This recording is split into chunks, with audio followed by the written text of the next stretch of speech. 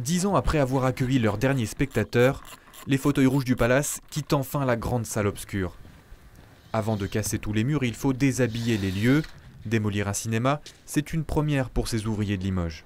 C'est assez complexe comme type de lieu, vu qu'il n'y a pas d'éclairage et pas de lumière naturelle. C'est un peu labyrinthique. Et ne le connaissant pas d'avant lors de son fonctionnement, c'est une petite découverte, c'est assez rigolo. Ça fait des petites pièces cachées de droite, de gauche. C'est assez sympa. Si le chantier avance correctement, le bâtiment aura totalement disparu cet automne. Ne restera seulement que les souvenirs dans la mémoire de nombreux tuilistes. C'était un beau lieu, c'était un lieu sympathique. Le dernier film que j'ai vu, c'est Titanic. Voilà, et j'en ai un bon souvenir. C'était une belle salle, c'était un vieux cinéma, quoi.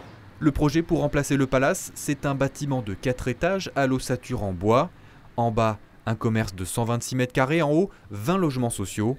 Une opération menée par le bailleur public Enéal. Il souhaite en faire une résidence intergénérationnelle.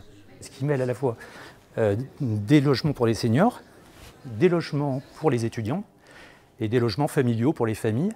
Et toutes ces personnes vivent ensemble au sein d'une résidence et participent à la mixité de la population au sein de Tulle.